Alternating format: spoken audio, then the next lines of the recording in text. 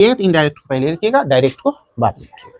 बस इतना ही कॉन्सेप्ट है इनडायरेक्ट ऑब्जेक्ट में। आई होप आप लोग को इनडायरेक्ट ऑब्जेक्ट बढ़िया से समझ में आ गया, ठीक है। और अब अभी तक पढ़ने के बाद आपको पता चल गया होगा कि इनडायरेक्ट ऑब्जेक्ट कितना महत्वपूर्ण है। अगर हम नहीं पढ़ते तो आपको ट्रांसलेशन बनाने में भी दिक्कत हो सकती है। Hi everyone, welcome to my channel dear students. कल की क्लास में हम लोगों ने डायरेक्ट ऑब्जेक्ट यानी प्रत्यक्ष कर्म को देखा था, जिसमें मैंने आपको पढ़ाया था N object that receives the action of word directly in a sentence is called direct object.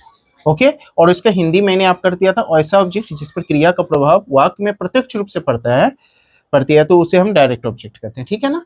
तो इसका मैंने बहुत सारे एग्जांपल आप लोग को दिए थे और अच्छे ढंग से इसको एक्सप्लेन भी किए थे, और मैंने 2 क्वेश्चन भी दिया था कि आप इसमें खोज के बताइए कि डायरेक्ट ऑब्जेक्ट क्या है। यानी इतना तक का क्लास हम लोगों ने कल कर लिए थे।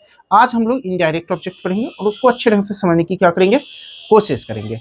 तब तक के लिए आप लोग क्या करिए, जब तक मैं इसको मिटाता हूँ तब तक अगर आप पहली बार मेरे चैनल पर आए तो सब्सक्राइब कर लीजिए और बेल आइकन को दबा लीजिए, और अपने जितने भी न्यू फ्रेंड हैं सभी के बीच शेयर कर लीजिए, ठीक है।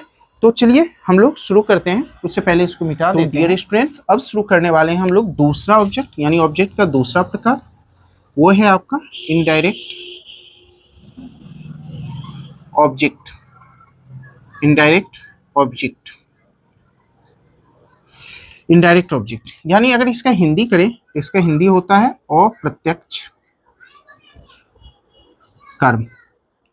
अप्रत्यक्ष कर्म। तो dear students,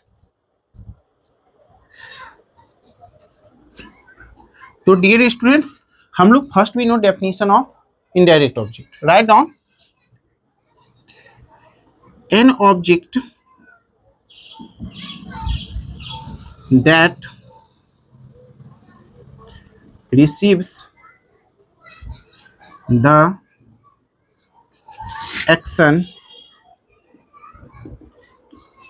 of a verb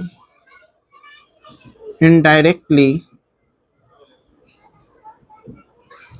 in a sentence is called indirect object। Dear students, simple सा डेफिनेशन है, an object that receives the action of a verb indirectly in a sentence is called indirect object. Okay, अगर इसका हिंदी करें तो वैसा object जो वाक्य में, किसी वाक्य में क्रिया के प्रभाव को अप्रत्यक्ष रूप से, जिस पर क्रिया का प्रभाव अप्रत्यक्ष रूप से पड़ता है तो उसे हम क्या कहते हैं, इनडायरेक्ट ऑब्जेक्ट कहते हैं। चलिए इसका हिंदी लिख लेते हैं, लिखेंगे वैसा ऑब्जेक्ट जिस पर वाक्य में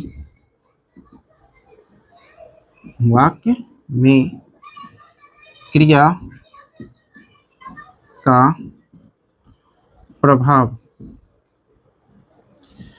का प्रभाव अप्रत्यक्ष रूप से पड़ता है तो उसे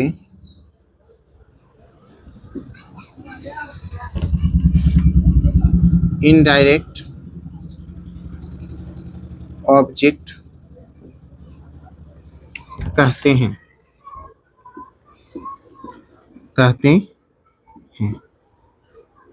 डियर स्टूडेंट्स, इसका कुछ एग्जाम्पल देख लेते हैं। जैसे हम बोलते हैं I give you a pen. Dear students, अगर मैं इसका हिंदी करूं, इसका हिंदी हो जाएगा मैं तुम्हें एक कलम देता हूं। मैं तुम्हें एक कलम देता हूं। तो डियर स्टूडेंट्स, कोर्स देखिए, मैं तुम्हें एक कलम देता हूं, यहाँ क्रिया क्या है, देना, और देना का डायरेक्ट प्रभाव पड़ रहा है एक कलम से, और प्रत्यक्ष रूप से प्रभाव पड़ रहा है तुम्हें से। दैट्स व्हाई तुम्हें जो है वो इनडायरेक्ट ऑब्जेक्ट है, जबकि एक कलम जो है वो डायरेक्ट ऑब्जेक्ट है कल्पना है। ओके, याद क्या रखना है कि क्रिया का प्रभाव जिस पर अप्रत्यक्ष रूप से पड़ता है उसे इनडायरेक्ट ऑब्जेक्ट कहते हैं। इसको समझना एक और आसान है। सामान्यतः इनडायरेक्ट ऑब्जेक्ट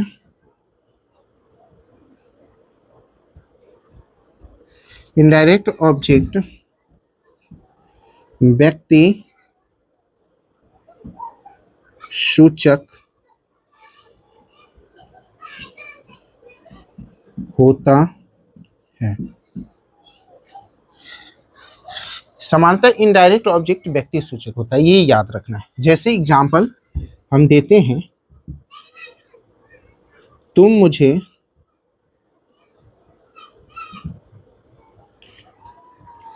एक गिलास पानी पिलाए हो। ठीक है, तुमने मुझे एक गिलास पानी पिलाया हो। आप देखो यहाँ काम क्या हो रहा है, पिलाने का। ठीक है, और इसका डायरेक्ट प्रभाव किस है, पिलाना किसका है, एक गिलास पानी, और प्रत्यक्ष रूप से प्रभाव पड़ रहा है मुझे पर। तो ऐसे देखोगे तो ये इनडायरेक्ट ऑब्जेक्ट है और ये आपका डायरेक्ट ऑब्जेक्ट है। दोनों ऑब्जेक्ट हम कल डायरेक्ट पर रहे थे, आज इनडायरेक्ट पढ़ रहे हैं। अब दूसरा इसका पहचान है, क्योंकि दो ऑब्जेक्ट, एक ऑब्जेक्ट रहता है तो ज्यादा कंफ्यूजन नहीं होता है, उसको डायरेक्ट ऑब्जेक्ट मान लेते हैं, एक चाहे वो व्यक्ति हो या वस्तु हो। लेकिन जब दो ऑब्जेक्ट है तो व्यक्ति सूचक मुझे है कि एक गिलास है, तो कहोगे कि सर मुझे व्यक्ति सूचक, दैट्स व्हाई मुझे क्या है, indirect object. Okay, I hope आपको कंफ्यूजन समझ में आ गया होगा।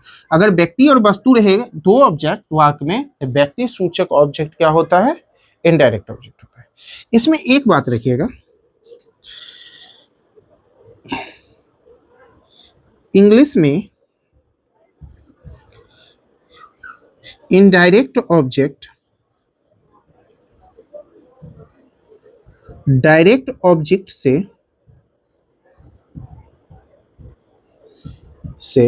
पहले आता है, ये याद रखिएगा, पहले आता है।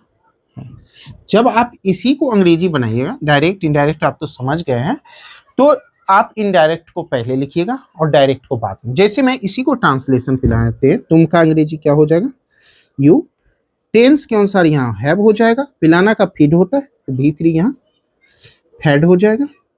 एक गिलास, अब मुझे पहले लिखिए कि एक गिलास पहले लिखे, तो आप कंफ्यूजन क्लियर है यहाँ कि इनडायरेक्ट ऑब्जेक्ट मुझे है और एक गिलास डायरेक्ट ऑब्जेक्ट है। तो आप देखिए इंग्लिश में इनडायरेक्ट ऑब्जेक्ट को डायरेक्ट ऑब्जेक्ट से पहले लिखते हैं, तो इनडायरेक्ट यानी मुझे का अंग्रेजी हम पहले लिखेंगे जो इनडायरेक्ट ऑब्जेक्ट है, और एक ग्लास ऑफ वाटर, एक ग्लास ऑफ वाटर हम बाद में लिखेंगे। ठीक है, ये आपका डायरेक्ट ऑब्जेक्ट हुआ। तो जब इंग्लिश बनाइएगा तो इनडायरेक्ट को पहले लिखिएगा, डायरेक्ट को बाद में लिखिएगा। बस इतना ही कॉन्सेप्ट है इनडायरेक्ट ऑब्जेक्ट में। आई होप आप लोग को इनडायरेक्ट ऑब्जेक्ट बढ़िया से समझ में आ गया। ठीक है, और अब अभी तक पढ़ने के बाद आपको पता चल गया होगा कि इनडायरेक्ट ऑब्जेक्ट कितना महत्वपूर्ण है। अगर हम नहीं पढ़ते तो आपको ट्रांसलेशन बनाने में भी दिक्कत हो सकती है।